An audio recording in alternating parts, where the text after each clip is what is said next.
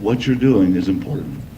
And creating that environment that you know that the things that you're working on are important and making a difference for not only your customers, but also for your own life, because we use a lot of the software that we develop, right? So be a part of that is just inspirational. And I try to keep that inspirational message every week to the teams, because it is the people. It is not about the tools, it's not about the software, it is about the people. And it is a great, great time to be alive if you are comfortable with change, because technology is changing so fast that if you're comfortable with that and you can live in that environment, you're gonna have a good time, because we are creating the future. We're creating the future for our kids, we're creating the future for the companies that we work for, and it's an inspirational change when you think about what we are doing as a country, as a human race. We're creating a difference that our children and future generations will never really understand the work that we had to go through to get there. Just like we probably don't understand some of the work our forefathers had to go through to get us to where we are today. But it's an exciting time, and I think this whole thing about agile and sort of transforming from a traditional waterfall to a more team environment is a very, very exciting, it's a very, very exciting deal. And it does create a completely different culture, regardless of the organization you're in. The faster you can get there, the faster you'll see that cultural change. I see people already today at Huntington. Just yesterday I was presenting to a senior level management team, and one of the executives halfway through the speech raised his hand and said, "I want what he's got." Well, I don't have anything yet. I'm transforming a lot, but I really don't have anything. But he kind of got the idea that there's a cultural change happening here, and there's a new way of doing things. And the teams that are a part of it are getting more and more motivated and more excited. So culture is, again, part of the DNA of what your brand is all about. So it sounds like you're creating an exciting place that's sort of got this higher level purpose, that about making a difference to customers and making a difference for yourself and your family as we go about this journey together. So tell me a little bit about, that's great in theory. What are some of the specific levers that you are saying are leverage points to make that happen? Well, I'll tell you this, I am more about leading than I am about data. So I'm not going to answer your question with giving you different data or specific data points. I am going to answer it this way. You can see in the people's eyes, you can see in the way that we are working together, you can see in the way that we are not missing dates, that we are starting to recognize that it's more important to work together in the sense that we all get that we have committed to do something. So us as a team have done this. It's not management imposed a date upon us, it's us, we've decided to do this, so we're going to hit it. So when you start to see that change in behavior, you recognize that what you're doing is going in the right direction. Yes, we are so early on that I don't have a lot of data points, but I know what the data points are that you want, right? You want to be able to show that your quality has gone up, that your time to market has increased or decreased, that you've been able to get to market quicker. It's not about cost. It's not about saving money. I've said that from day one. Yes, that might come, and that would be a great benefit, and I'm sure management absolutely wants that, but that's not what it's really all about. It's really about working together to create better quality and better time to market. Very good, very good. So, I can't wait to check out your new facility. You are renovating your space and getting everyone together here? We are pretty excited. We're, I would say, a third of the way, maybe 2/3 of the way there. We've eliminated all the cubicles and developed what I call pods versus lines. And we still have work to do to get some of the other cubicles down. But when we first started this, it was kind of funny because I have 12 teams working now in different areas, and some of them we just took a table like this and put it in the middle of the floor and took the cubes out. And you think about the angst that I was talking about earlier. These teams are like, oh yeah, he's pulling up all the old stuff out of the basement and putting it up here, and I'm supposed to think that this is exciting. So they weren't too excited about it. But when the new furniture showed up and the new chairs, and it's 2010 technology, and furniture does make a difference because the physical aspect does impact the world that we interact with. When the new furniture showed up, it made people realize that, wait a minute, he's actually investing in us. He actually believes in us. He's actually building something that is inspirational and I want to come to work and be a part of. It's not about an old kitchen table. It's not about old chairs. It's about the future of what we're building and the future of the bank that we're building together. Very cool. Sounds like there's going to be a lot of used office furniture in the market soon here in Columbus. Yeah, we went to Sam's Club about tables. All right. Let's talk about sort of first steps into this jump. I'm going to move over here to Rob, Worthington Industries. Why are you doing this? Like, you're manufacturing. Because you said it was good. It's really interesting. From our standpoint, it's got more to do with our culture. You know, the quality's going to come, the velocity's going to come, and all those type of things. But at Worthington, we finished a big ERP rollout about 2 years ago, and we're kind of still in that stabilization phase. And it's one of those, 5, 6, 7 year ERP rollouts, and you're going, 365 days a year, 20 out of 24 hours a day, trying to keep things going. And quite frankly, we picked up some bad habits, in the way we approach things, because you're always working towards a deadline. You're always trying to get something in and get something finished. There was what I call dissension between us and the business, IT and the business. So as we started looking at ways to repair where we're at and ways to approach things differently, I sat down with the president of our steel company and said, hey, we've got a problem. He said, yeah, we do. And we started talking about ways to fix it. And our backlog was growing. We were the proverbial black hole. They throw a ticket in, or try and get a project. We do some requirements, deliver something 3 to 6 months later. They look at it and say, that's not what I asked for. Yeah. And we'd say, well, here's your requirement. Sure it is. And so we do that little dance with them all the time.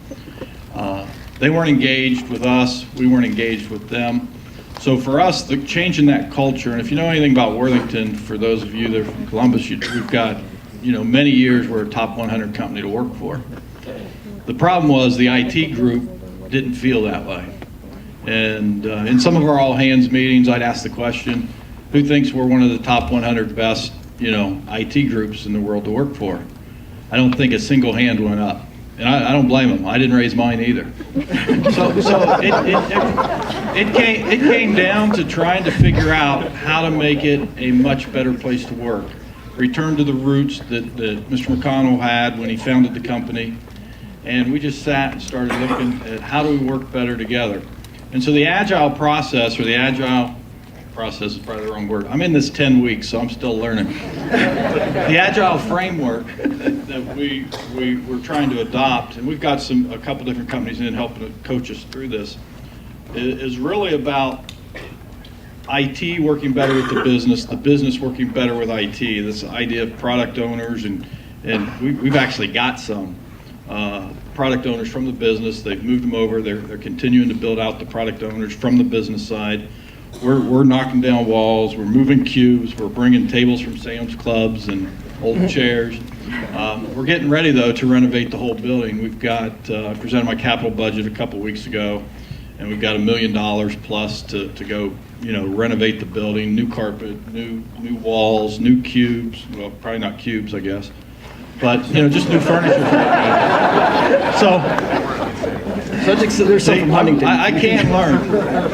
So it's an exciting time for many people, but there are some that have been successful for many years doing things the old way, and so we're trying to make sure that we're addressing their needs and their concerns and listening to them. At the same time, you get the what I'll call the younger guys and gals coming in and trying and looking at something new. Hey, this is a new way to work. For those of you that have MBA programs or just fresh out of college, there's a lot more team-based work going on in your education and your schooling. Projects and things like that. It's not the individual piece. And this idea of team is really important. On our shop floor, we have teams, and they vote people in and out whether you can continue on the team. That's part of the the way that they hire and they create teams. So we're trying to take some lessons from the old days that Mr. McConnell introduced to the company and brought when he created it, and now trying to apply that. And a lot of it is tailored to fit with the Agile framework.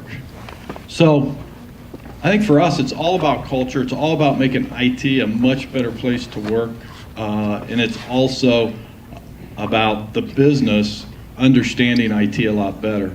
We've got 2 projects that we've got teams stood up for now, and they were rocky starts. You know, we started one project, there were 38 pages of requirements or something, and we turned it down into 31 value stories or something like that. I mean, this big old document, and they only wanted 31 things out of it. So, but it had a wish list, you know, like many of your Christmas lists, I'm sure, where you just want everything in there.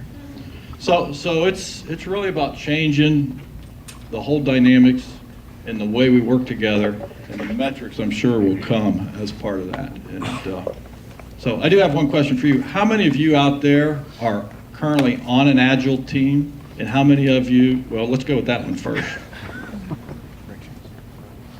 That's great. How many of you want to be on an Agile team? About half. How many don't want to be on an Agile team? Yeah, okay. But that, you know, that's great. So things are changing, you know, as was discussed earlier, and the future it has to be about doing things different. The business doesn't understand IT in many companies. I've been with a few, and they struggle to understand us. But when you can embed the product owners into IT and you get the business support, it's great. And we've got the business support, so it's really fantastic for us. We'll have you back next year, Rob, and tell what's happening. Right? Tell what really happened. Tell what really happened, the backstory. Maybe someone from the staff can come and tell you what's really going on. That's in the other room. That's the backstory room. All right, I'm going to turn it over to Rich here. Rich, you've been doing this for about a year now, right? And what are the challenges you're seeing now that you didn't have a year ago?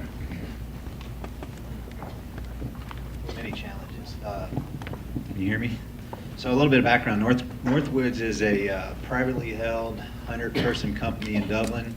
We're actually a software product company. We build a product and we deliver that product to customers all around the country.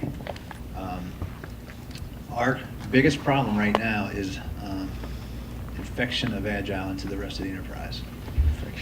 We've had pockets of it. Our customer support desk has they've taught themselves Kanban, and they are now using it to manage their incoming service tickets, which is awesome. Some other departments, our documentation team, they're using swim lanes for managing their backlog. Our marketing department's using it to manage their backlog.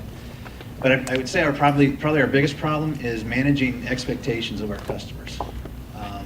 We grew up in a very fast way based on our sales folks going out to customer sites, telling our story, and bringing back requests for changes. If we just built this one feature, we could sell this. If we just built this other feature, we could sell this. That got us in an incredible amount of trouble. Our developers and our testers were dying because every day we would walk into the shop and say, okay, you remember what was important yesterday? That's no longer as important now. This is important. So we are now bringing the entire business into a process where we now understand what it's like to create a viable company going into the future. We're a $20 million company now. We want to be a $200 million company in 2020. Like the way that builds out, 2020. Can't hear me? Sorry. So we just want to continue to infect the company with Agile. Okay. You've indicated it's been a transition for team members to go Agile. Mm-hmm. Can you share what's going well and what are some of the things that I'll start with trying what to went improve? wrong. How's that? All right. That's easy. Our shop, before we converted to Agile, was very much command and control. It was the opposite of Agile. It was the opposite of self-organization. It was the opposite of self-management. We decided to go Agile, and the first thing we did was ask our folks to become self-managed. And